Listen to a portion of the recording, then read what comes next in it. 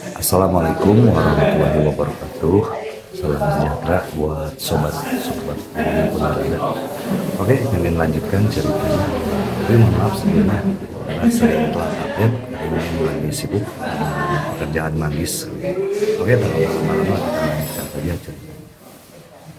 Bab 3389 sampai bab 3392.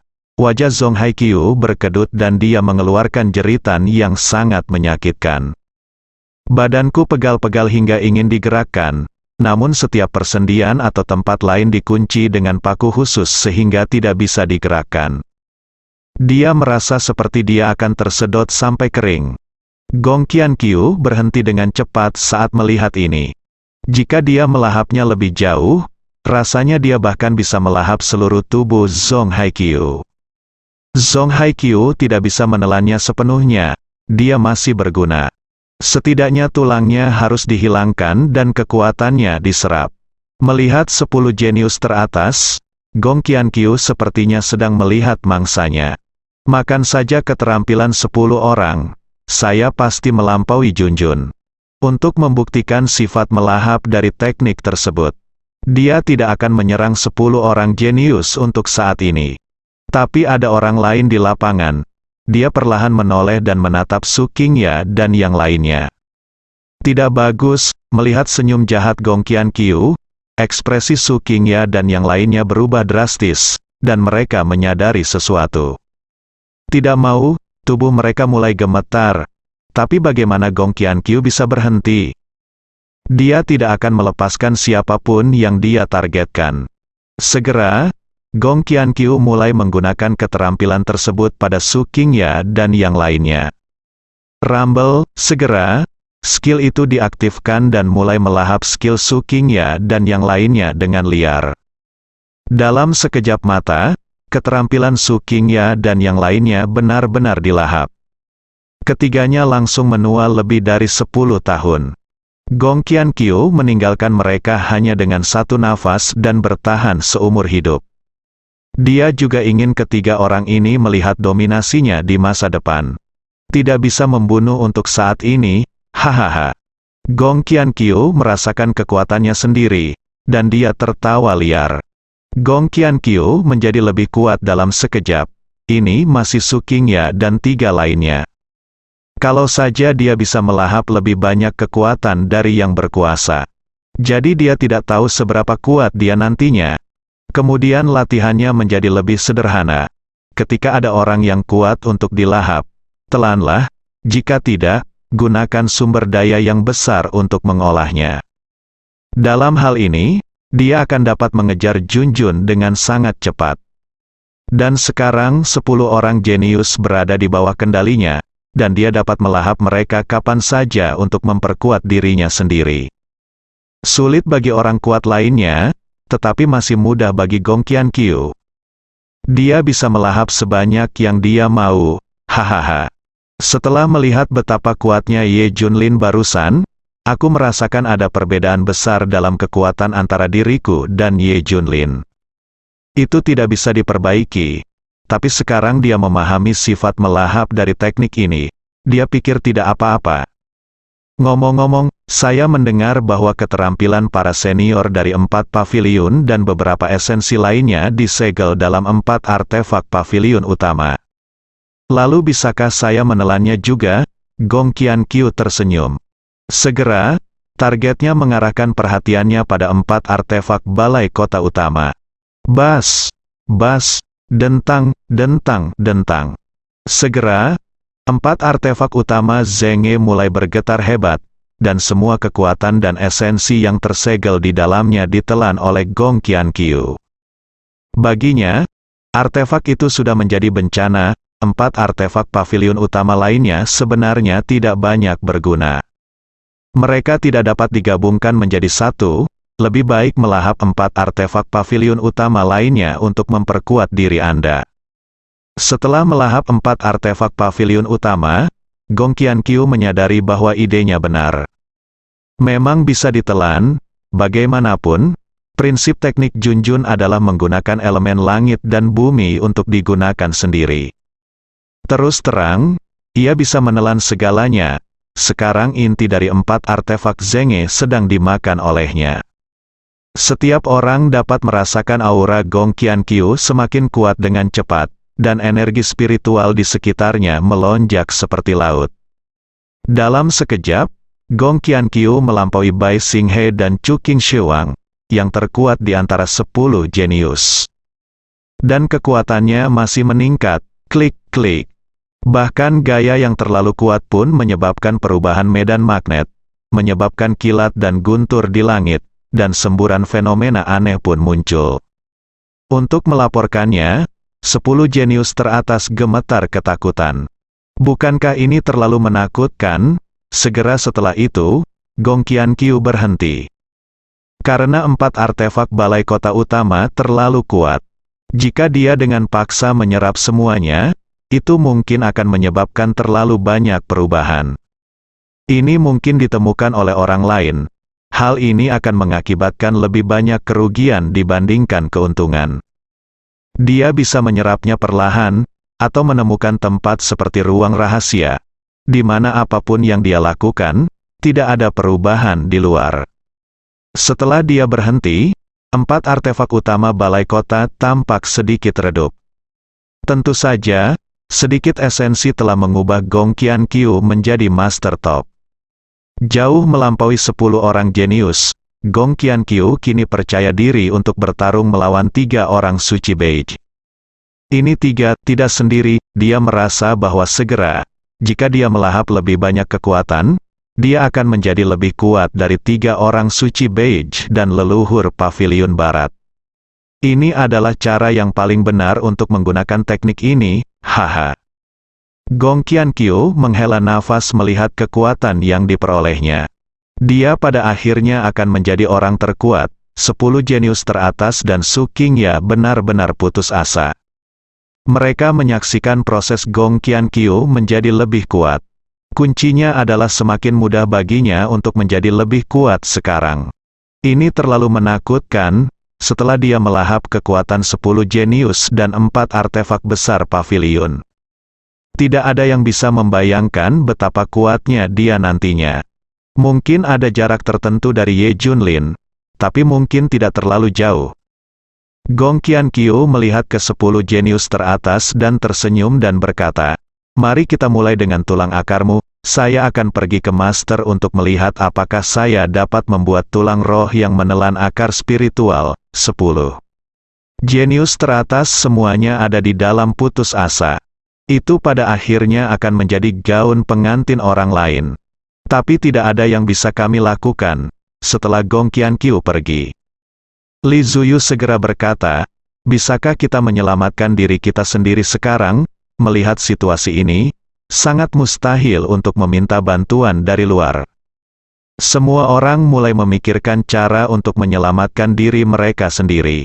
Tapi Su Qingya tersenyum dan berkata, "Lebih baik bagi semua orang untuk berhenti memiliki ide lain. Gong Qianqiu selalu melakukan sesuatu dengan sempurna, apapun yang Anda pikirkan, dia juga bisa memikirkannya." Penyelamatan diri tidak mungkin, Su Qingya mengingatkan semua orang yang patah semangat, seperti bola karet yang pecah. Itu benar. Gong Qianqiu sudah sampai sejauh ini, bagaimana mereka bisa menyelamatkan diri? Melihat rantai di tubuh mereka, mereka terkunci sepenuhnya. Bagaimana cara menyelamatkan diri sendiri? Sekarang sinyal mara bahaya tidak bisa dikirim sama sekali. Apakah kita harus menunggu orang di luar menemukan kita dan datang untuk menyelamatkan kita? Baili Waner sudah ketakutan. Chu Qingshuang telah melihat situasinya dengan jelas. Tidak mungkin, Gong Qianqiu telah mengaturnya sejak lama. Saya khawatir dia akan menyalahkan Ye Junlin. Karena kami menghilang dari Ye Junlin, semua orang mati, dan kami mati itu normal, tidak ada yang akan meragukannya. Masih ada kemungkinan, satu-satunya kemungkinan adalah Ye Junlin. Chu Qingshuang tiba-tiba berseru. Bai Xinghe mengangguk.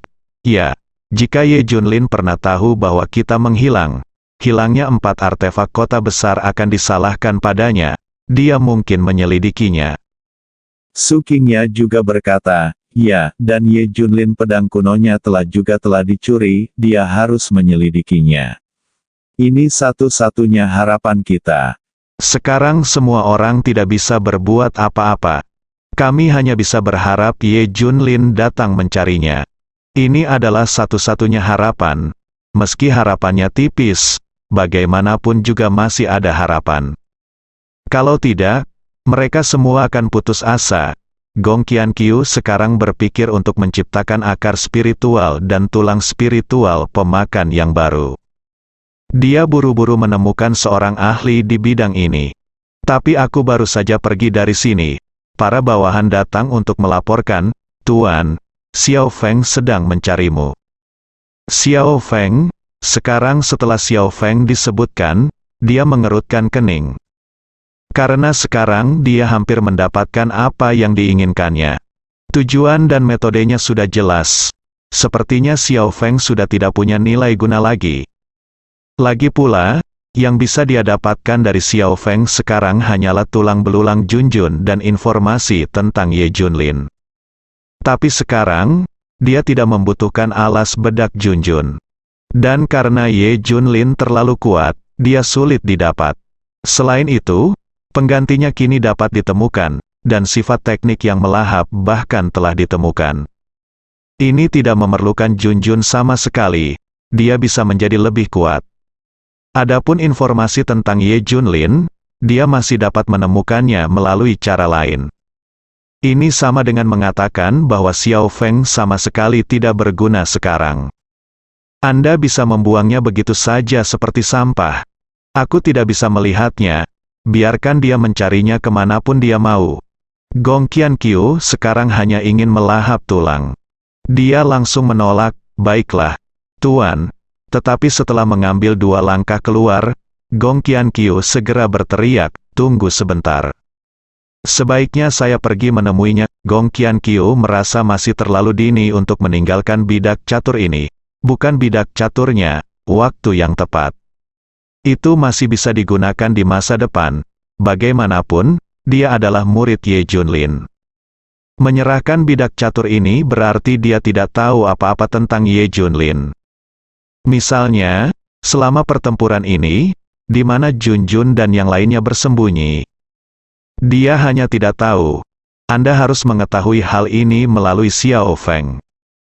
Terlebih lagi, jika pembuatan devouring root bone gagal atau tidak banyak berpengaruh. Bukankah kamu masih membutuhkan tulang Junjun? Terlebih lagi, setelah saya melahapnya dan menjadi lebih kuat, yang terbaik adalah memiliki kesempatan untuk mendapatkan tulang Junjun. Bahkan jika itu dibuat oleh seorang master, tidak peduli seberapa sempurnanya, itu tidak akan sebaik kemampuan alami Junjun untuk menelan akar spiritual dan tulang spiritual. Ada poin penting lainnya, jika Anda menyerahkan bidak catur Xiao Feng sekarang, maka Anda pasti akan terekspos. Mungkin itu akan menarik perhatian Ye Junlin. Ye Junlin adalah yang terbaik dalam kekuatan dan strategi. Mungkin Anda akan segera menemukan diri Anda sendiri. Sekarang saya bahkan dapat menelan semua kekuatan dari 10 jenius teratas dan 4 artefak hebat. Mereka bukan tandingan Ye Junlin. Dia tidak takut pada siapapun di divisi penindas iblis sekarang. Hanya takut pada Ye Junlin.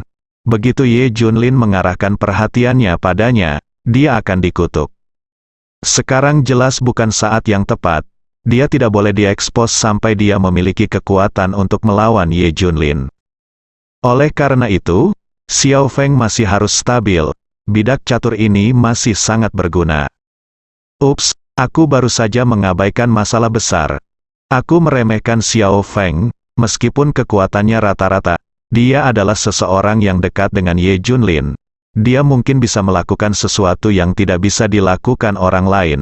Misalnya, bunuh Val Ye Junlin, atau lukai dia dengan parah. Atau Junjun, dia bisa mengatasinya. Aku ceroboh, aku hampir melewatkan kesempatan ini. Setelah beberapa analisis, Gong Qianqiu merasa dia terlalu terburu-buru. Bidak catur ini tidak bisa dilepaskan untuk saat ini. Segera, Gong Qianqiu bertemu Xiao Feng. Dia melihat Xiao Feng dari atas ke bawah dan bertanya dengan cemas, "Apakah kamu baik-baik saja? Apakah guru dan yang lainnya baik-baik saja? Saya baru saja mendengar tentang pertempuran itu. Semua master dari semua sisi pergi. Sungguh mengerikan." Melihat Gong Qianqiu, Xiao Feng terasa hangat di hatinya. Dialah yang paling peduli dengan keselamatannya sendiri. Dia bahkan peduli pada tuannya. "Dari mana saja kamu? Aku tidak dapat menemukanmu selama beberapa hari. Tahukah kamu betapa khawatirnya aku terhadapmu? Tetapi kamu menghilang untuk waktu yang lama, para ahli dari semua pihak baru saja menyerang, dan aku khawatir setengah mati." Gong Qianqiu keterampilan akting yang luar biasa, berpura-pura marah, dan membujuk Xiao Feng hingga tertegun. Ini semua salahku. Aku membuatmu khawatir. Sebenarnya aku tidak menghilang, aku juga tidak mau. Hanya saja aku tidak bisa menghubungimu, aku tidak berani menghubungi kamu. Kata Xiao Feng, lalu kemana kamu pergi? Bukankah kamu menghilang? Saya mendengar bahwa selama perang, tidak ada dari Anda sama sekali, hanya guru. Kemana saja Anda? Tanya Gong Qianqiu. Sebenarnya, kami tidak pergi kemanapun, hanya saja base camp guru memiliki gua dan penjara bawah tanah yang berbeda, kami bersembunyi di dalamnya. Xiao Feng mengeluarkan semuanya ke dalam nampan. Gong Qianqiu tiba-tiba sadar, ya, Xiao Feng dan yang lainnya tidak pernah meninggalkan base camp. Orang-orang menghilang, sebenarnya ada setting lain di base camp. Sekarang saya mengerti segalanya, bidak catur ini masih berguna. Keraguan mendalam segera teratasi. Xiao Feng melanjutkan, "Pertama, saya tidak bisa menghubungi Anda, dan kedua, saya tidak berani. Jika orang lain mengetahuinya, mereka akan menganggap Anda sebagai musuh atau semacamnya. Itu akan berdampak buruk." Wajah Gong Qianqiu berkilat bingung. Hal ini memang mungkin terjadi. Dalam keadaan darurat seperti itu, memang mudah untuk terekspos. Untungnya, saya telah menanamkan pemikiran pada Xiao Feng sebelumnya. Itu bagus, saya sangat khawatir. Ngomong-ngomong, bagaimana pertempuran ini? Apakah guru terluka? Gong Qianqiu bertanya seperti seorang pemula. Xiao Feng segera mulai membual tentang betapa kuatnya Ye Junlin. Hal ini membuat Gong Qianqiu sedikit tidak nyaman.